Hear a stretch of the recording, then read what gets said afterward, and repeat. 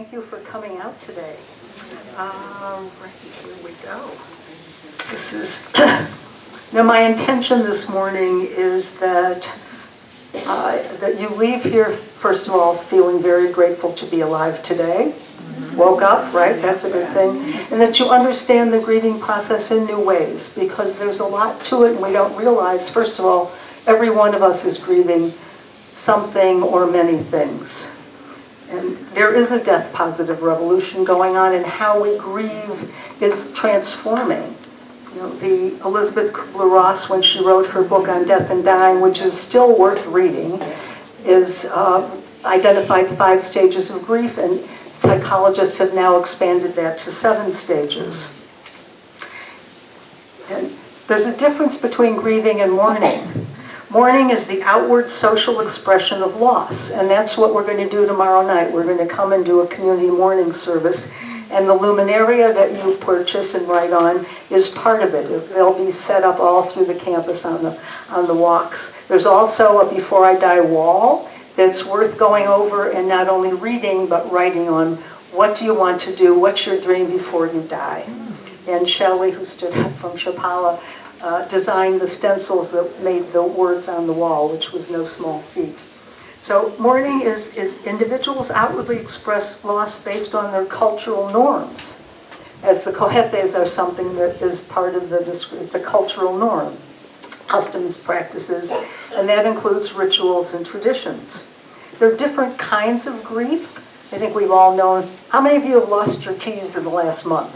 Come on, spend an hour looking for those keys. I have 4 neighbors with keys. I lost my keys and 3 of them weren't home. It's a search, an hour, but we find them eventually.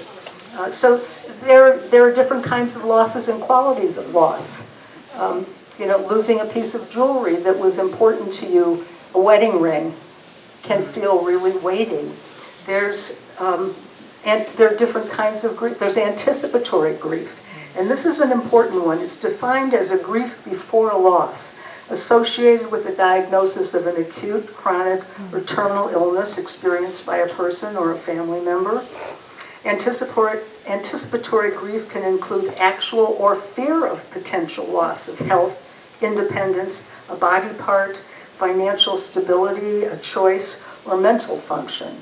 Now, almost everyone I know, when you can't remember those keys, goes into, oh, is this dementia?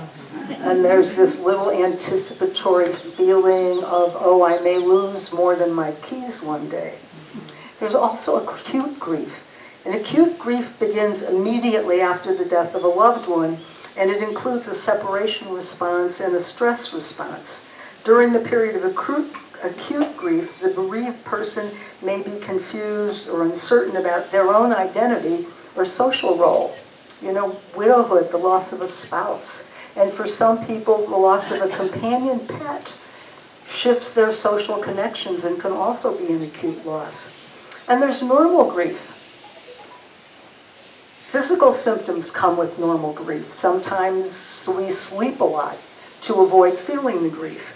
There's emotional symptoms, speech issues. I'm old, it's okay. Kleenex in the sleeves. Full hard drive where names are concerned. Okay, physical symptoms such as a hollowness in the stomach, tightness in the chest, a weakness, heart palpitations, sensitivity to noise, breathlessness, tension, a lack of energy. These are all normal. Emotional symptoms, you can feel numb, sad, have fear, anger, shame, loneliness, relief, emancipation.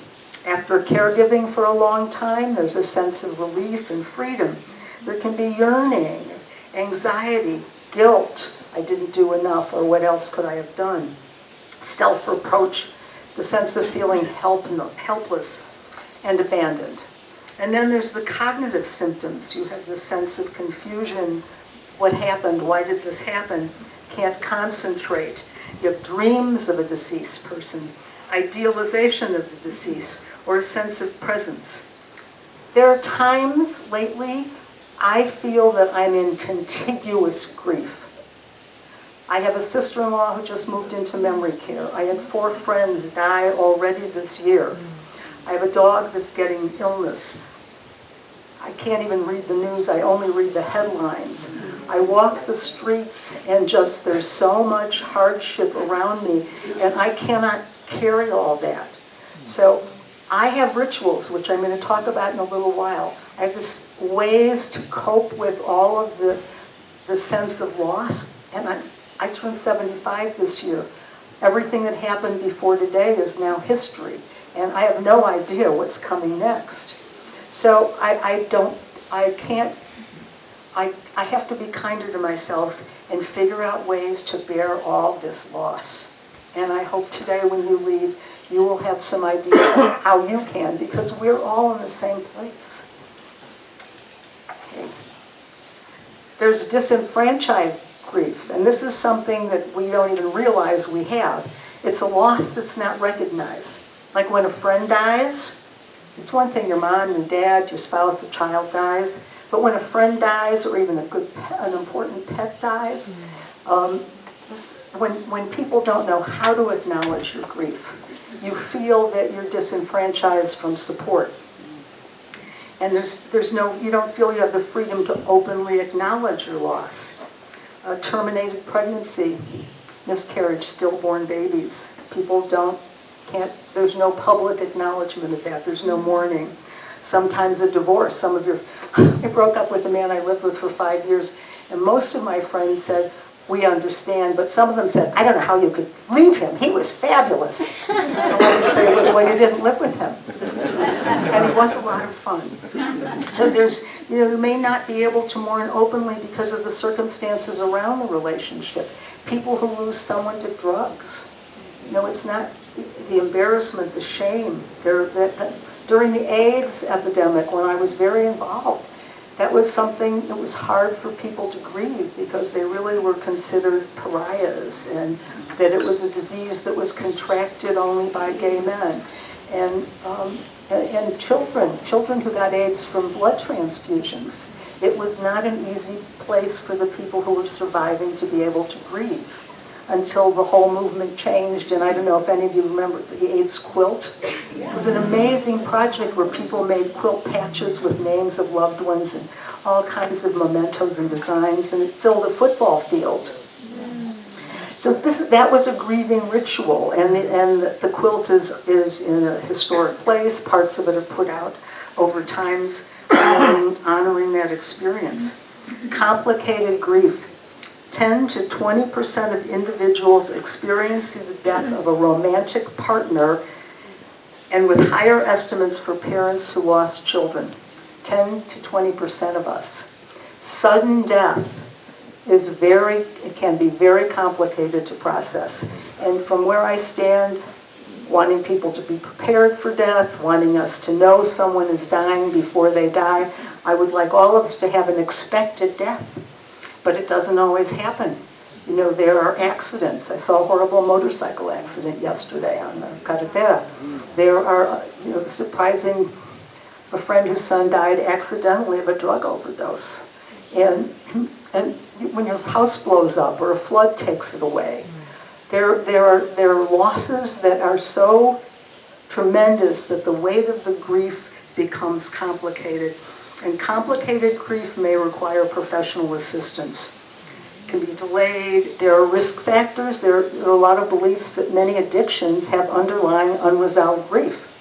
Because grief is intrinsic. It's a human emotion, and many animals even grieve. But we all do it. It's as natural as breathing. And some losses make us hold our breaths, that we can't grieve. And it's important that we release that in whatever way we can. Talking is an important way to do it. Chronic grief, delayed grief, exaggerated grief. So the stages of grief, the ways we get through grief. There were 5, Elizabeth Kubler-Ross, and now we have 7, and I'm going to explain some of these to you, and you're all going to identify with them. They're not linear. They can jump all over the place. Not all of us go through all of them. Some of us skip some because we don't need to be there, like depression. Some of us don't have depression after a loss if we've been Many caregivers, as I said a moment ago, have this sense of relief. I spent years visiting one nursing home in Chicago, like 18 years.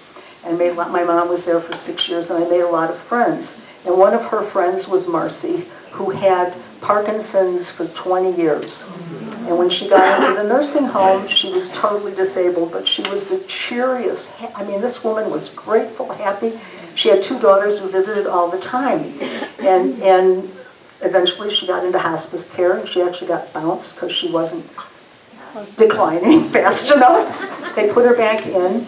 And when the time came, we knew she was imminently dying. I came, her 2 daughters were sitting there, each on the side of her bed, holding a hand, and I was at the foot of the bed. And when she died, finally took that last breath, and we were talking, it was so quiet, we didn't even know she died. And her daughter looked at her and said, "Good job, Mom." We had walked with her for so long, so many miles, and at her funeral, they had balloons on both sides of her casket. She had worked her life and lived her life and had a good death. So that grief was not complicated. It was nothing but so they already went down to the acceptance and transformation and celebration stage. So grief is universal. It's often described as passing through 7 stages.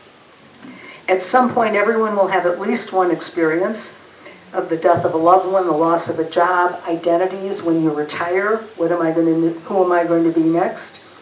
The end of a relationship or any other change that alters your life. That's what a loss does. It alters your life, everything you've been doing. It's very personal. It's not neat or linear. It doesn't follow a timeline or schedules. And you will have a lot of emotions besides grief. Everyone grieves differently, but there are these commonalities of stages. In the last month, how many of you have either had or heard a friend diagnosed with something that's going to be terminal? Okay, we're at that stage. How many of you have had an end of a relationship in the past month? Oh, good, not too many. Not too many. Okay. How many of you moved in the last month? That's a big, lots of loss and celebration. You go through that for a while. Yeah, so we're all experiencing something that's changed our lives. The first one, denial. Denial. Denial is a good place to live sometimes. It's comforting not to have to think something's real. In the 7 models, they call it shock and denial. And again, sudden death, a diagnosis. I know when you sit across from a doctor and the doctor says you have cancer, Parkinson's, dementia, you stop thinking. You can't take it in because it's such a shock. That's why you need to take someone with you when you go to a doctor and you're looking at serious illness. It's very important not to be there alone. Sudden death, you get a phone call, shock and denial. It can be overwhelming. It's not unusual to respond with a strong and sudden feelings by pretending the loss or change isn't happening. Denying it gives you time to absorb the news. It functions well for us at that point, and then more gradually begin to process it. It's a common defense mechanism typically used to numb the intensity of the situation. So you don't feel bad if you're in denial, unless the denial goes on way too long, and only you will know when that is. And as you move out of denial, the emotions you've been hiding will become to rise. You'll be confronted with a lot of sorrow and it may have been pushed down. It's also part of the journey of grief, and it can be difficult. It can also be something as part of it, and you just say, oh, I'm going to feel this way for a while. We have a tendency to beat ourselves up for not being perfect, not being good enough. And part of being elderly, being advanced age, is to grow in wisdom and to be nicer to ourselves. And the nicer we are to ourselves, interesting relationship, the nicer we are to other people. I can vouch for that. It's true. Okay, the second stage, anger and bargaining. Know that one? Yeah. If you're religious, the first thing you do is make a deal with God. I did a lot of that when I was a kid. I did that. If Mom doesn't catch me doing this, I'll go to church every Saturday for a month. kind of worked. Thank you. So anger and bargaining. You can lash out, tell God or higher power that you'll do anything they ask. When denial may be considered a coping mechanism, anger is a masking effect. Anger is hiding many of the emotions and pain you carry. And it's also usually directed inward or outward. It can be angry at something not working or the person at the store taking too long. We lose patience with anger. And that's not helpful because then you walk away and feel bad that you were angry. So it's an important, be aware of these emotions instead of only responding with them. Okay. Not everyone will experience anger. Some people are just not built for it, and some of us are built for it because we've trained ourselves to use anger as a defense mechanism. Some other people may linger in anger.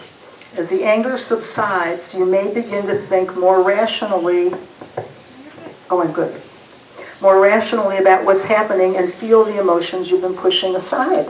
You know, we have to go through grief to get out of it. Bargaining, it's a good one. In the bargaining, you find yourself creating a lot of what if, or if only I had. Like, if only I'd stayed an hour longer, my dad wouldn't have died alone. I did that for 15 years until I learned a lot of people want to die alone. They wait for you to leave the room. Happens all. How many of you have experienced that? Right, okay, pay attention because it's going to happen again. You're going to sit with someone and please give them a minute, leave the room, and if they're still there, come back. Hold that hand. Okay, during this time, you may feel vulnerable and helpless. Bargaining is a line of defense against the emotions of grief. It's a way for you to regain control, to want to feel like you can affect the outcome of the event. And by this time of our lives, I think we all realize we don't have a lot of control over anything. Only your attitude. You know, Viktor Frankl, who wrote the book Man's Search for Meaning, he discovered after working years in a concentration camp, he was a psychiatrist and got assigned there, that the only thing a human being can control when you lose everything is your attitude. Every morning you wake up, I wake up, and we have a choice to feel positive or negative. And when we're going through the grieving process, we're making choices all the time about the degree of our grief, the degree of our anger, how long we want to be in it. These are all internal processes. And as I said, they're intrinsic, they're normal. You don't have to feel bad about feeling bad. Okay. Depression. How many of you have ever been depressed? Normal. Thank you. I wish the camera were facing the other way because everybody raised their hand. We understand that one. You know, whereas anger and bargaining can feel very active and dynamic, depression may feel like a quiet stage of grief. You know, isolation and loneliness when we're depressed. Eating or not eating, drinking or not drinking. We do a lot of things to comfort ourselves in depression. Regret is something that can feed all of this, particularly the depression. It's like, I didn't do enough, I didn't, someone just told me she talked to the children of her spouse who has dementia and said to them, I don't want you to regret that you didn't spend enough time with your dad. Instead of saying, you're not spending enough time with your dad. One of them is here now. It's just being clear and direct. Depression isn't easy or well-defined, but like the other stages of grief, it can be difficult, and unlike the other stages, or like the other stages, can be difficult and messy. It can feel overwhelming, but it's something you can also get through. And you say, why? You know, why go on at all? I'm going to stay in bed. I like staying in bed and eating when I don't feel good and cheery. It works though. I say, my friends know to bring me ice cream. Never mind the chicken soup. Bring me ice cream and chocolate. You may feel, and then this is where identifying. I hear it. You know what I'm talking about. So you see, okay. Then after that, you get into acceptance.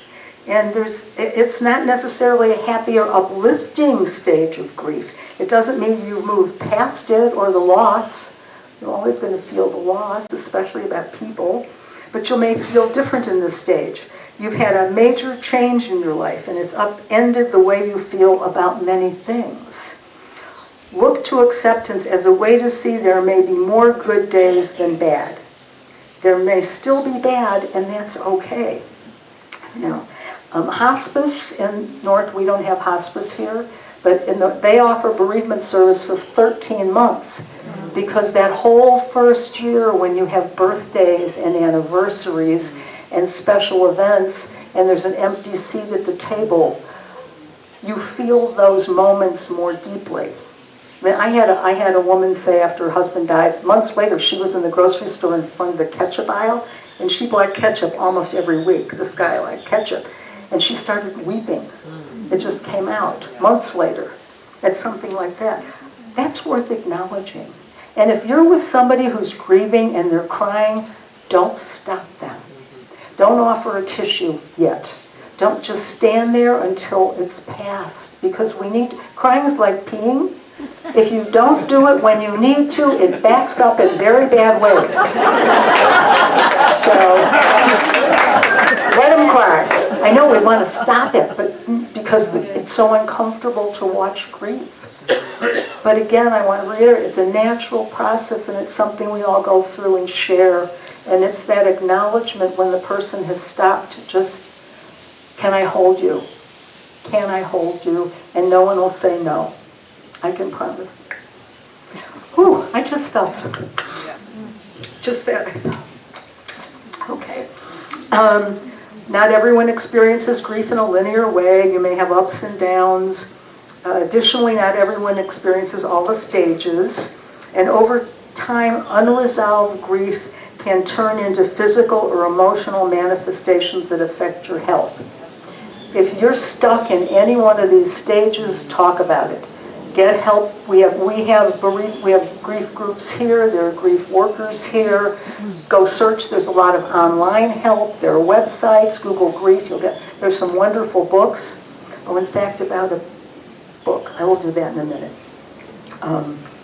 Just go through it. I want to remind you, look around. We are all of advanced years. We don't have time to spend feeling bad. Because when you're locked into feeling bad, you're not doing any good. And being out, giving service, being generous, sharing gratitude is what we're doing for the rest of our lives. There's a quote from Rachel Remen, who's a physician who teaches the healer's art in medical schools in the United States. And she said, ultimately, death is a close and personal encounter with the unknown. Many of those who have died and been revived, having a near-death experience, tell us that the purpose of life has been revealed to them. This is not to become wealthy or famous. The purpose of every life is to grow in wisdom and learn to love better. Grief is the flip side of love. The more you love something, the harder the loss. But don't stop loving because of that. I've had people say, oh, I'm not going to get another dog because I don't want to lose it. And miss all the good times. I talk to my Paco about dying all the time. I mean, I've had people say, oh, I don't know what I'm going to do when she or he, it dies. That doesn't help. Of course, you're going to live. You're going to love more. You don't have to get another animal. I'm not telling you that, but not a bad idea. Studies have shown people live longer if they have a pet. But we have to learn, teach ourselves, let ourselves practice more love. Okay. Why is it important to understand the stages? To help you work through acceptance and healing. That's why. I want to read you a poem by Elizabeth Bishop. It's called it's called One Art. The art of losing isn't harder to master. So many things seem filled with the intent to be lost that their loss is no disaster. Lose something every day, except the fluster of lost door keys, the hour badly spent. The art of losing isn't hard to master. Then practice losing farther, losing faster, places and names and where it was you meant to travel. None of these things will bring disaster. I lost my mother's watch. And look, my last or next to last of 3 beloved houses went. The art of losing isn't hard to master. I lost 2 cities, lovely ones, and vaster, some realms I owned, 2 rivers, a continent. I missed them, but it wasn't a disaster. Even losing you, the joking voice, a gesture I love, I shan't have lied. It's evident the art of losing's not too hard to master, though it may look like, write it, like disaster. Practice. Practice. Practice by cleaning out your drawers and your closets and letting go of the things you're attached to and don't need anymore. It's all practice for losing the big things. So how do we help ourselves through these losses that we get? Rituals. And I bet every single one of you, I know I do, has a morning ritual. You get up and do the same thing every morning. You drink the same thing. I mean, the color of my coffee, the color of my tea matters. I know exactly how much almond milk to put in my tea in the morning, right? And when you go out and get coffee or tea and they don't do the right thing, it's off that ritual. Morning rituals, the dog, feeding the dog, massaging the dog. You won't eat until I give him a massage. Ooh, he's trained me. Rituals are religious rituals like baptism and marriage and going to church on Sunday. Coming here every week is a ritual for some of us. Cat. So, talk about loss, shock. Okay, I'm going to go through the stages of loss right now. Kat announced she's not going to be anymore. Oh no, denial. What can I do to make her come back? She's so much fun. And then I go through, depression, give me some chocolate. And then I'm going through, I get all the way down to acceptance, and I go, okay, so she's going, okay. And then I go, turn around. She's doing something new. She's doing this aging advice and counseling and a whole website thing. And then I go, transformation. David's coming. He's fabulous. Who's Kat?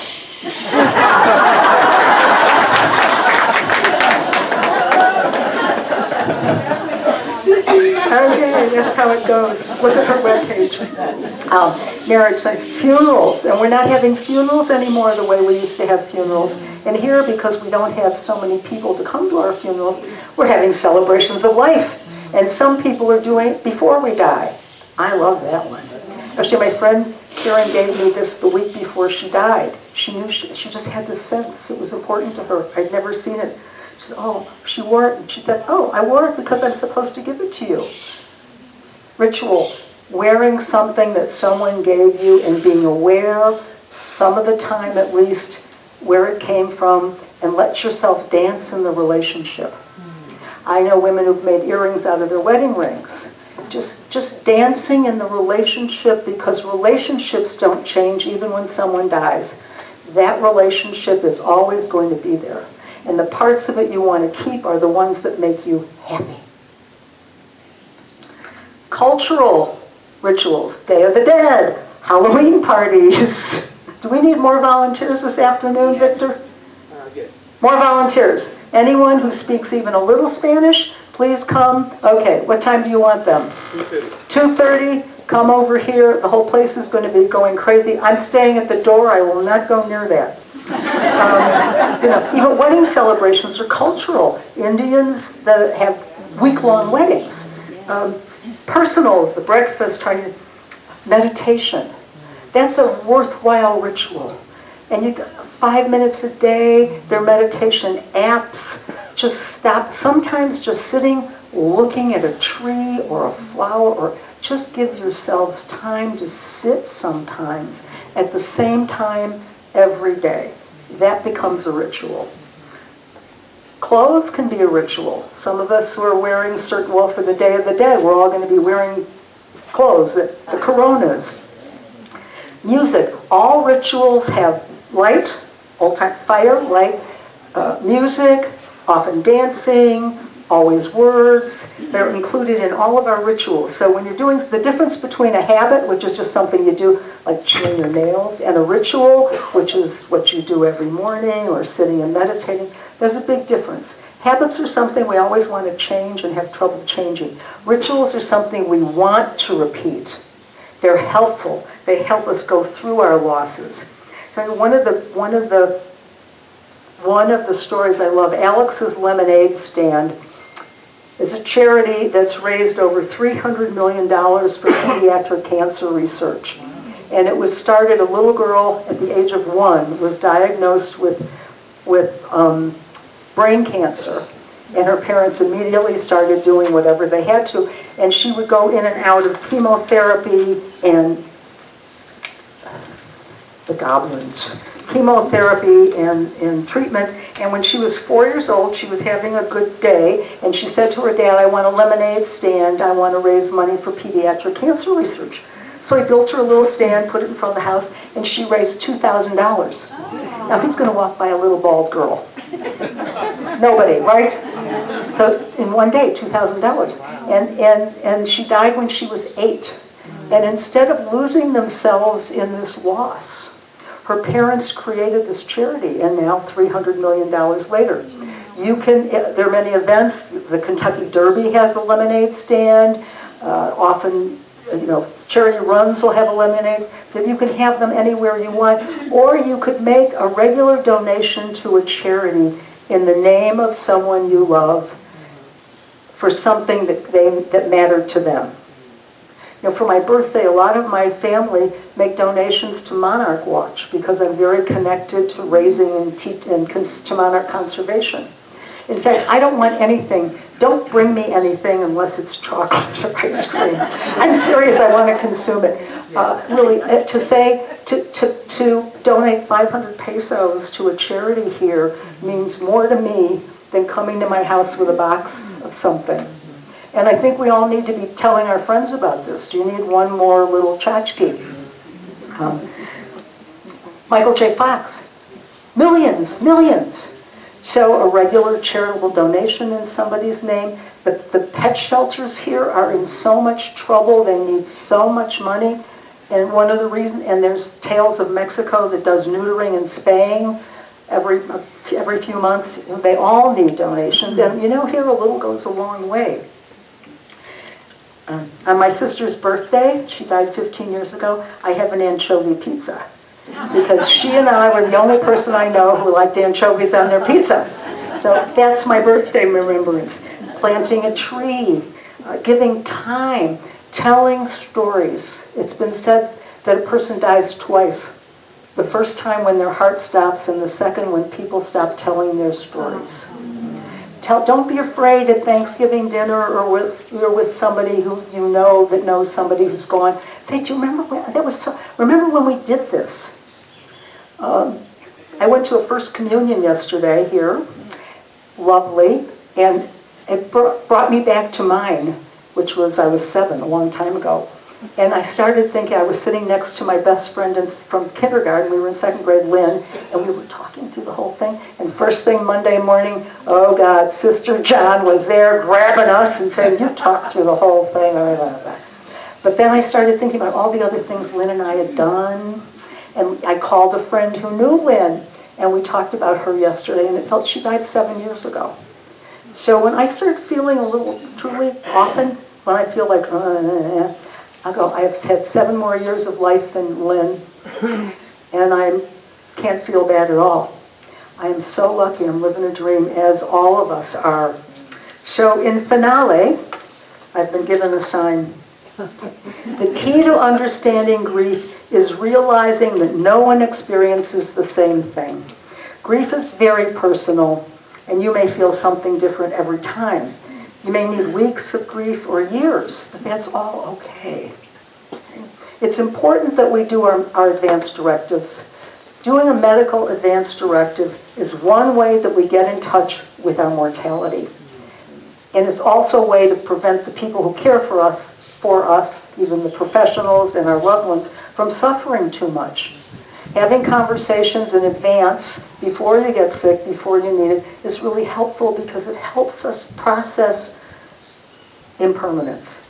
Wills, if you own anything, you need to take care of that. You want to preserve your assets and you want to be sure they go where you want them to go. And I've redone my will 4 times. I'm going to do it again next year. Every 5 years I like to look at it. And the same thing with medical directives. Relationships change, but you don't want to be without any of those, especially here. And then the last thing, okay, this is a book that everybody ought to read. It's written by, she's called Nurse Julie. She's on YouTube and TikTok. It's called Nothing to Fear, Demystifying Death to Live More Fully. It's a beautifully written, light story. Another ritual that I like to do, keep a gratitude book. And this one was a gift from a friend. It's in Spanish. Every night I write in my gratitude book. You know, I tell people I'm busy being happy. And my life's got problems, mostly problems of abundance, but still I have a sister-in-law and a family wrapped up in dementia care right now and possibly hospice. And this is the book I keep. It's my cemetery book. Every time someone I love dies, I write their name, the date of their death, and where they died in the book. And this year, I have 4 people close to me who've died. And I put a candle on it. Candles are very important rituals. Battery or real candles. When someone I love is sick, or they tell me they're sick, or they're going in for chemo, I'll burn a candle and make an intention for them. And it feels like I'm doing something instead of just feeling bad. Go, oh my gosh, he's having another treatment. Well, may that treatment bring him closer to health and healing. Something that feels positive. This was, my dad used to boil water every morning in this pot. He died in 1991. And after he did, my mother did, and they made instant coffee. I make popcorn in it. It's a ritual. The only thing I put in this pot is popcorn. Because that, by the way, is one you can bring me popcorn too. One of them. In finale, the monarchs are returning to Mexico right now.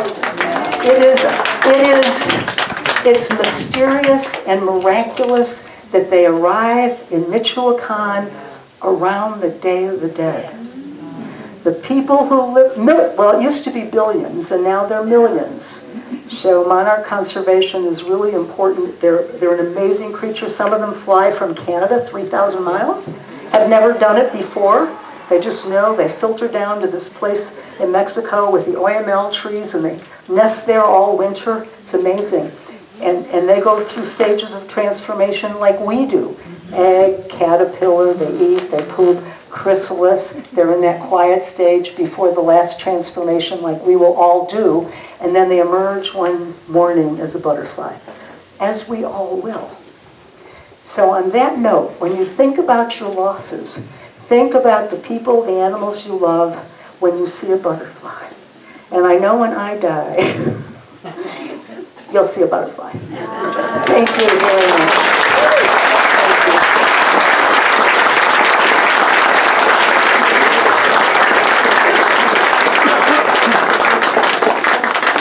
Okay, we're going to open things up for questions. I would just raise your hands. Just a reminder, questions, not statements. So if you have a question, this is not your day. And so if you'd like to say something, please sign up and make your own open circle talk. But today is not your day. It's Loretta's day. Who would like to ask the first question?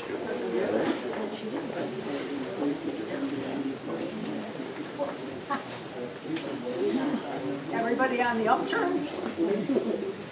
Hey Loretta, about 1.5 years ago you gave me some really good advice with a group of my friends on the whole, do you want to be held, heard, or helped? And I'd love for you to share that with everybody. We've passed it through to so many family members for the last year thanks, and a half. Allison. Thank you. Very often, well, we don't know what to say when somebody is really grieving because it's uncomfortable, so we go within. But it's what does make a difference is to say to someone, do you want to be heard, held, or helped? Some people don't really want to be held.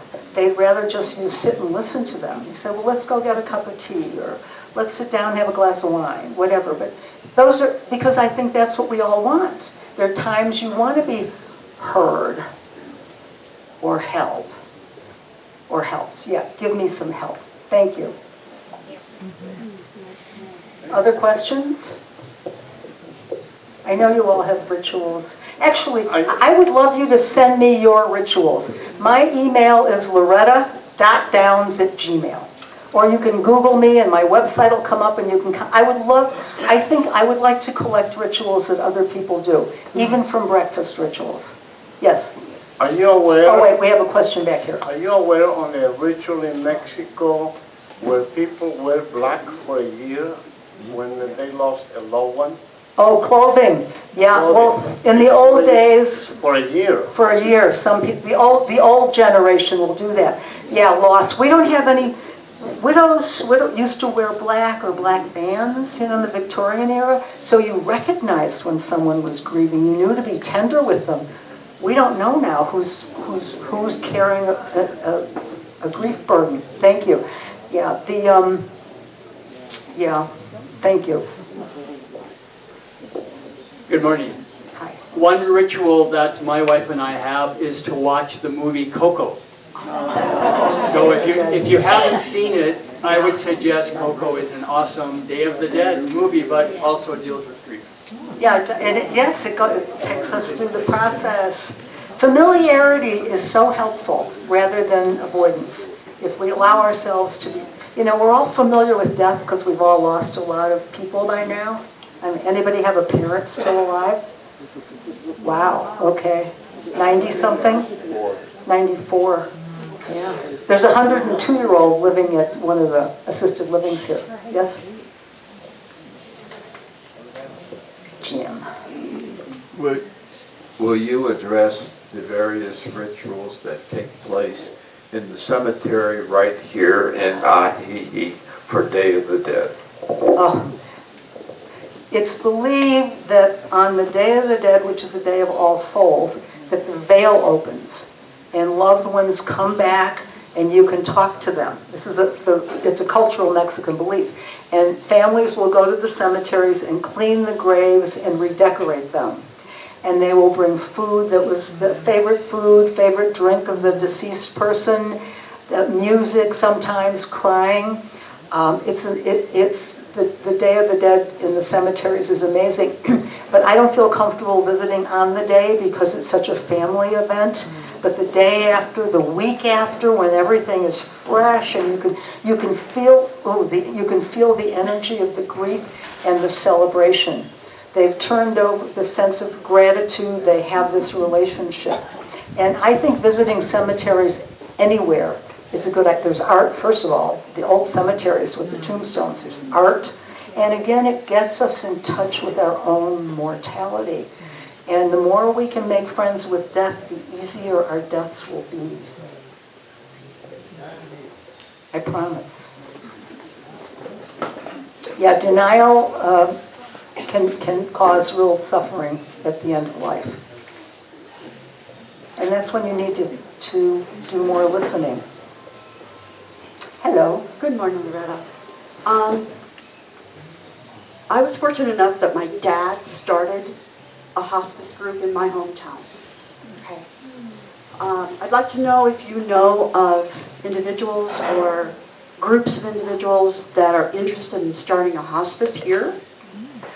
I know most hospices, in the U.S. at least, are run in conjunction with a medical facility or hospital and the insurance companies, Medicare, but there is a different one which can be run completely by volunteers. Right.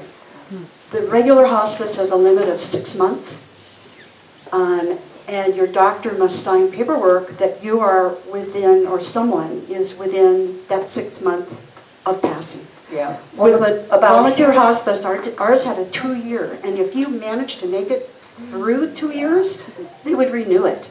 Yeah, there are challenges here. For one thing, you're talking about hospice for expats. Okay, so in north of the border, it's a government program, both Canada and the United States. So it's funded. They're businesses. Hospices are businesses. The providers in the United States, there are now 5,000 hospice providers. And when I first started working in hospice 25 years ago, there were 1,500. It's become big business, and it is paid for. The issue here is that we would need a lot of volunteers, and it's commitment. Some people can be in hospice for a week, a day, a week, a month, a year. Look at Jimmy Carter, over a year. So it's a difficult system. It does have to be tied into medicine because they're drugs. What we do have here, however, the assisted livings are all tuned in to people dying. They do a nice job. We have to be present. We need to be visiting. We need to be part of the process. The doctors here, we have a lot of palliative care doctors who'll do pain and symptom management, and there's a growing death doula group here. There's a woman from, in fact, there's a poster on the board here if you want to participate. She's running a 3-day training in December on how to be with people who are dying and serve them, which we all need to know. And this book, that's why this book is so important. It teaches you a lot, not only about dying, but how to take care of someone who is. So I don't know that it's going to happen here, and you know, we're retired. I'm willing to do a lot, but I also want time off, and yeah. So good question though. Maybe one day. Anything else? Kat's on the edge of her seat, ready to bounce into her next life.